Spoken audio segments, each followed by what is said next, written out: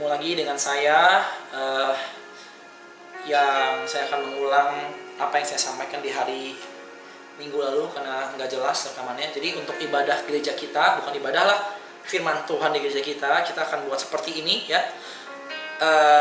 Hari Rabu malam dan hari Minggu sebisa mungkin sudah ada rekaman firman yang saya rasa Tuhan sampaikan kepada saya supaya Bapak Ibu tetap bisa kuat, karena jujur situasi seperti ini tidak mudah ya. Anda di rumah tertekan, harus berurusan dengan situasi yang tetap sama hari demi hari dan dirundung ketakutan. Bayangkan setiap kali keluar Anda pulang bertanya-tanya, apakah saya sakit, apakah saya ketemu dengan ini, ketemu dengan ini. Sementara memang kalian juga harus keluar, harus mencari nafkah, seperti itu ya. Kita itu betul-betul harus menang dari situasi seperti ini. Dan saat inilah sebetulnya saya berdoa supaya firman yang saya sampaikan betul-betul datang dari Tuhan.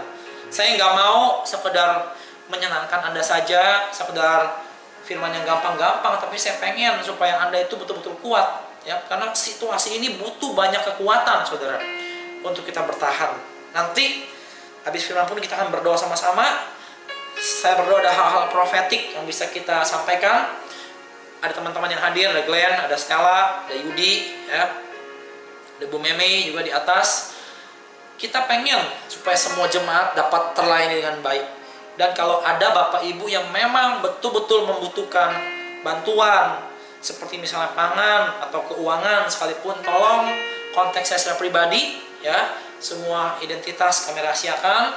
Dan Bapak Ibu yang merasa berlebih, malah beberapa ada bisnis-bisnis yang mungkin lebih untung dari situasi seperti ini, saya ajar Anda untuk tetap memberi ya. Kita pun harus memberi bukan karena kebutuhan di gereja, tapi karena kebutuhan diri kita untuk tetap memberi, supaya hati ini tidak makin lama makin egois. Amin ya. Amin. Percayalah, untuk kesehatan rohani kita perlu memberi ya. Oke, kita berdoa sebentar ya. Tuhan, di dalam nama Yesus, sampaikan isi hatimu Tuhan. Mengalir Tuhan lewat kami Tuhan, mengalir lewat video ini Tuhan, untuk setiap hati yang betul-betul lagi membutuhkan jamahan tangan-Mu, untuk setiap pribadi yang membutuhkan firman-Mu.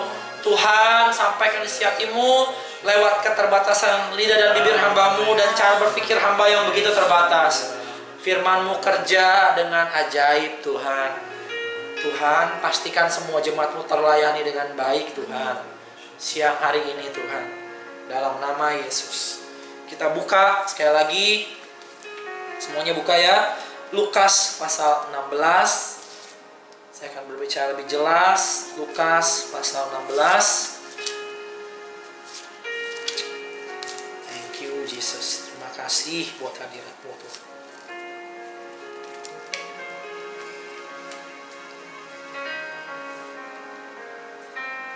Kita baca bergantian. Saya baca ayat ganjil, Stella bisa baca ayat genap. Lukas 16 ayat 19 ya. Bapak Ibu yang di rumah perhatikan baik-baik. Saya minta kita dengarkan dengan baik ya. Ada seorang kaya yang selalu berpakaian jubah ungu dan kain halus, dan setiap hari ia bersukaria dalam kemewahan. Dan ada seorang pengemis bernama Lazarus, badannya penuh dengan borok, berbaring dekat pintu rumah orang kaya itu. Dan ingin menghilangkan laparnya dengan apa yang jatuh dari meja orang kaya itu.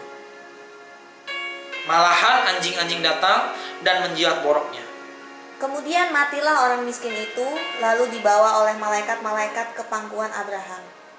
Lihat ya, ada kisah perumpamaan yang Tuhan sampaikan.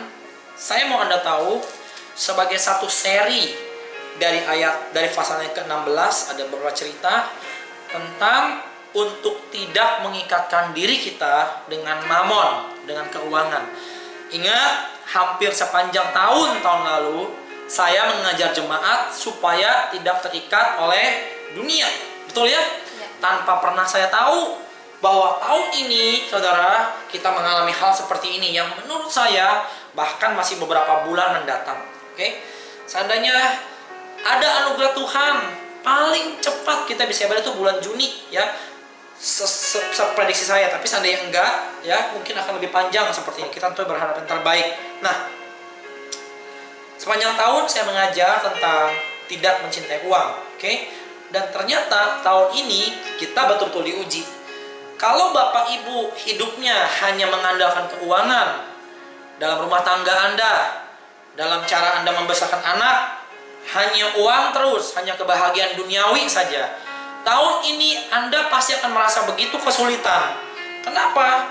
Karena dengan otomatis semua kesenangan kita itu terikat, saudara. Kita selama beberapa bulan namanya tidak bisa lagi pergi ke mall. Anda punya uang sekalipun ya untuk beli makanan. Kemarin saya ngiter-ngiter kelaparan malam-malam, hampir di sepanjang Gading nggak ada yang buka. Uangnya ada buat beli makanan, tapi nggak ada yang buka. Saya makan sehari-hari bermodalkan cabai yang jemaat saya jual. Saya goreng telur, saya makan pakai itu setiap hari ya. Kami diberkati dengan cabai itu.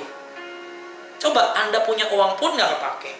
Anak-anak sekolah pun sekarang udah nggak ada bedanya. Saudara di sekolah yang 10 juta per bulan dengan saudara di sekolah yang 1 juta per bulan udah nggak ada bedanya.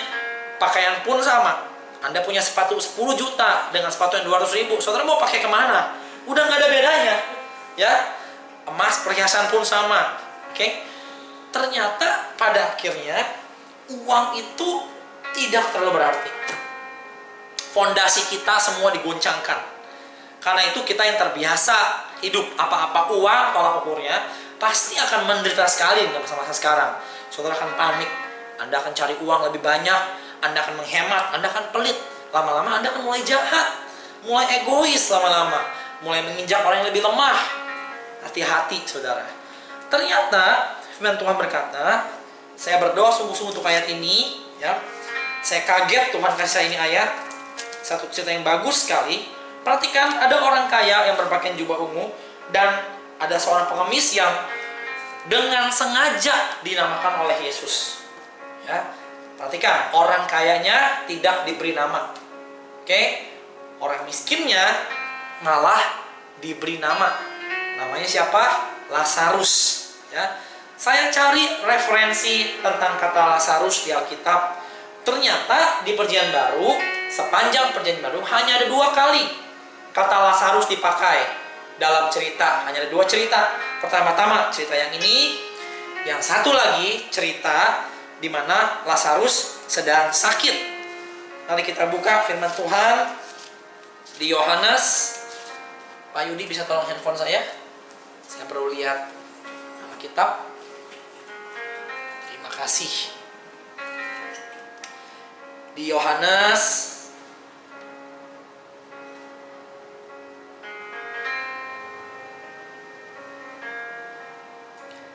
pasal yang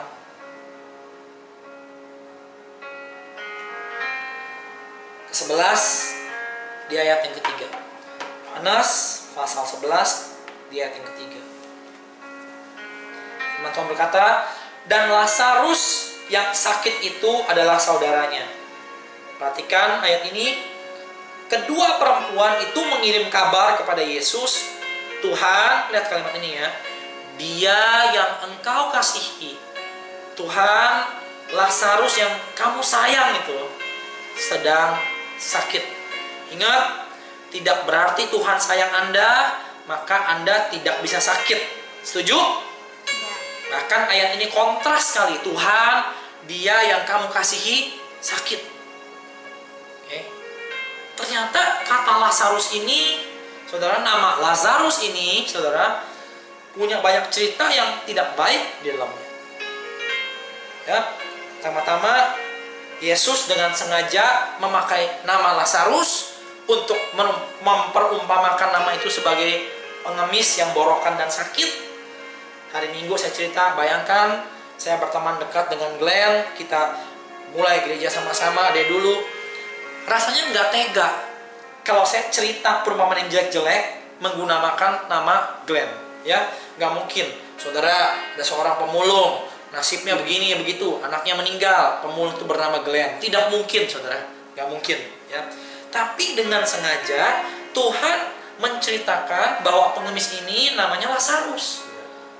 Kenapa? supaya kita mengerti bahwa Tuhan tidak anti dengan penderitaan. Tuhan gak anti dengan sakit penyakit. Adalah salah kalau kita berpikir ketaatan kita bisa membuat kita tetap sehat, kuat, bahagia selama kita di bumi. Salah. Justru hal kayak begini membuat kita makin lemah. Membuat kita seolah-olah merasa semua ketaatan kita itu harus diupah di dunia. Sebetulnya enggak. Sebetulnya enggak. Kenapa? Dalam kisah Lazarus sebagai pengemis, sampai matinya sekalipun, dia tidak melihat ada sesuatu yang luar biasa terjadi dalam hidupnya. Bahkan dia hanya mengharapkan makanan dari remah-remah dari rumah orang kaya itu. Tetapi itu pun tidak dapatnya. Sampai akhirnya dia mati. Wajar orang yang lemah, sakit-sakitan, mati duluan. Setelah Lazarus mati, baru si orang kaya itu mati. Tapi Alkitab berkata, ternyata Lazarus ketika mati, ia duduk di pangkuan Abraham. Berbeda dengan orang kaya yang tidak pernah mau memberi, ia adanya di tempat api, saudara. Ya. Saya berdoa Anda mengerti pesan ini. Kalau hari-hari Anda takut, saudara masih paranoid, aduh merasa kok saya begini ya, keluar takut, habis keluar pulang takut karena anak Anda takut tertular, istri yang tertular dan sebagainya. Anda mungkin merasa seperti itu. Saya mau kuatkan Anda. Tuhan tidak anti dengan perasaan seperti itu. Tuhan mengasihi Anda. Ya. Beberapa teman-teman hamba Tuhan yang saya kenal, ada yang berpulang dipanggil Tuhan karena penyakit ini. Bahkan ada satu hamba Tuhan yang habis melayani di kota tertentu, tertular di ibadah itu, saudara. Dan pulang dia meninggal. Hari ini keluarganya di karantina. Percayalah, Tuhan mengasihi mereka. Oke? Tuhan mengerti perasaan mereka. Karena itu dalam hidup ini Bapak Ibu, yuk jangan harapkan hasil yang nyata terus. Jangan saudara berharap, oh yang dunia. Suatu hari ketika goncangan ini tiba, saudara akan kelabakan. Anda seperti membangun rumah di atas pasir yang gampang bergoyang. Ingat, sistem dunia ini tidak pernah dikuasai oleh Tuhan. Yang menguasai siapa? Alkitab berkata siapa? Orang jahat dan orang dunia. Oke? Saya berdoa bangun hidupmu di atas dasar batu karang yang teguh. Kalau tahun lalu kamu sadar, oh ya saya kurang rohani ya, saya kurang sungguh-sungguh mendengarkan apa yang Pastor Ramon sampaikan, ternyata saya masih lemah. Ketika digoncang begini saya khawatirnya luar biasa. Sekarang ada kesempatan untuk kita berubah, untuk kita baca firman ini dengan benar tanpa selubung kedagingan kita. Oke? Untuk kita betul bersungguh-sungguh di hadapan Tuhan, Tuhan mampukan saya untuk keluar dan menang. Oke? Menang. Pertama-tama menang di hati Anda. Bilang, Tuhan aku mau menang. Aku mau Tuhan tetap kuat. Aku mau Tuhan menang. Aku mau keluar dari setiap belenggu ketakutan, kekuatan yang ada. Baik soal kesehatan, keluarga, soal keuangan. Minta dia untuk menguatkan Anda. Kami lewat benda mati ini tetap ingin melayani dengan terbaik. Nanti terakhir sebentar lagi kita sama berdoa ya rekan-rekan ya. Untuk ada sesuatu yang profetik yang bisa disampaikan. Kita nyembah Tuhan sama-sama, dan Anda jangan matikan dulu setelah pengajaran selesai. Kita sama-sama nikmati hadirat Tuhan. Kita sembah Tuhan sama-sama. Minta ia jamah engkau di rumah sekalipun. Minta ia jamah engkau. Minta lawatan Tuhan lewat benda mati ini, saudara. Minta Tuhan alirkan kesembuhan, alirkan ketenangan lewat benda mati ini, saudara. Ya, yuk kita mau keluar sama-sama dari krisis ini, terutama di hati kita. Oke? Lazarus yang sakit, yang akhirnya mati tadi di kitab Yohanes, akhirnya dibangkitkan. Tapi Lazarus di perumahan Yesus akhirnya mati. Tapi dengar, dua-duanya mendapat upah yang luar biasa. Dan bahkan nama Lazarus, kalau Anda mau tahu, di perjanjian lama sebetulnya itu namanya Eliezer. Jadi ketika Yesus berkata ada seorang pengemis bernama Lazarus, sebetulnya bahasa aslinya berkata gini, ada seorang pengemis bernama Eliezer. Kata Eliezer artinya God is my helper. Tuhan adalah penolong saya. Bayangkan, pengemis mengenakan kata Tuhan adalah penolong saya. Secara dunia sepertinya situasinya tidak berubah. Sekalipun ia berkata, Tuhan adalah penolong saya. Mengapa? Karena fokus hidup kita tidak pernah di dunia. Tuhan tidak menjanjikan dunia ini selalu indah, tapi Tuhan menjanjikan tanah air yang sejati. Anda akan kuat kalau Anda tahu ke arah mana Tuhan sebenarnya membawa Anda. Saudara boleh bertahan dengan pengertianmu sendiri. Aduh, saya pengen terobosan keuangan, saya pengen ini, saya pengen dalam nama Yesus, saya pengen keluar negeri. Silakan Anda seperti itu. Tapi sekarang ini saudara, teori seperti itu terbukti melemahkan. Terbukti gak bisa banyak yang kita buat. Kamu punya uang sekalipun saudara, tidak ada negara yang bisa kamu kunjungi sekarang. Ingat, fokus ke tanah airmu yang sejati. Tuhan baik. Tuhan baik. Saya berdoa dan dikuatkan. Ingat, Tuhan gak pernah memberikan roh ketakutan, melainkan roh yang membangkitkan iman, kasih, dan ketertiban. Kenapa? Karena dalam ketakutan pasti ada kekacauan. Dalam ketakutan ada tumpang tindih, ada kegilaan. Tapi kalau orang punya roh Tuhan, kamu akan tertib hidupnya. Kamu akan penuh dengan kasih, dan kamu masih bisa memberi. Jemaat yang butuh bantuan, hubungi kami. Hubungi saya, hubungi Glenn, hubungi Stella. Kita akan atur sedemikian rupa supaya semua kita bisa hidup dengan bahan-bahan esensial yang memang kita perlukan, ya. Anda yang berlebih demi nama Yesus, belajar memberi, saudara. Belajar memberi. Jangan biarkan uang Anda dikuasai keegoisan dan ketakutan. Amin. Dalam nama Yesus. Oke. Saya mau berdoa buat Anda. Kita menyembah Tuhan sama-sama, ya. Bisa panggil Stella untuk kita menyembah Tuhan sama-sama, ya. Kita mau berdoa buat jemaat Tuhan. Yuk. Yang mana serius, ya, bukan sekadar syuting semata. Kita mau supaya ada hadirat Tuhan dalam rumah Anda. Terima kasih Tuhan. Ya rabaya hadara lalamaya syadaya. Bapak Ibu yang nonton, yuk nonton dengan kondisi yang baik, ya. Serius sembah Tuhan, datang sama Tuhan yuk. Teman-teman pelayan Tuhan, yuk kita melayani sama-sama yuk. Syandana yarala yarala baya syanda bayarala yarala. Kami sembah Engkau Tuhan, kami sembah Engkau. We worship you Lord, we worship you Lord. Syandana yarala maya syanda bayarala yarala ya syanda bayarala ya. Kiri syanda yarala ya. Yuk bawa hatimu ke Tuhan. Yang di rumah bawa hatimu ke Tuhan. Bawa hatimu ke Tuhan. Bawa hatimu ke Tuhan. Dalam Tuhan gak ada ketakutan. Dalam Tuhan tidak ada kekhawatiran. Bawa hatimu ke Tuhan. Tundukkan setiap pikiran kita yang kacau. Tundukkan setiap hati kita yang sudah mulai jenuh, yang bingung tentang pengenalan kita akan Tuhan. Tundukkan di bawah kaki Kristus. Tundukkan di bawah kaki Kristus. Tundukkan. Terima kasih Tuhan. Terima kasih Tuhan. Thank you Jesus. We worship you Lord. We worship you Lord. Terima kasih Tuhan. Terima kasih Tuhan. Terima kasih Tuhan. Terima kasih Tuhan. Terima kasih Tuhan. Terima kasih Tuhan. Terima kasih Tuhan. Terima kasih Tuhan. Yuk jemaat Tuhan masing-masing berdoa. Bapa, tenangkan hati kami. Kami tundukkan di bawah salib Kristus yang mati buat kami. Tenangkan hati kami Tuhan. Tenangkan hati kami. Saya merasa Anda ada yang perlu melawan keadaanmu dengan confess dengan Tuhan. Ambil satu penggalan firman Tuhan yang positif. Ada firman yang berkata semua yang baik, semua yang mulia, semua yang sedap didengar, pikirkan semua itu. Saya rasa kita harus praktekkan, saudara. Pikirkan semua yang baik. Pikirkan bahwa masalah ini akan membawa Anda lebih kuat, membawa Anda lebih dekat dengan keluarga. Pikirkan semua yang baik. Pikirkan bahwa Tuhan pasti sanggup pelihara Anda. Sekalipun bisnismu mungkin terganggu, sekalipun usahamu terganggu, sekalipun mungkin rasa amanmu terganggu, pikirkan yang baik bahwa Tuhan masih sanggup pelihara Anda.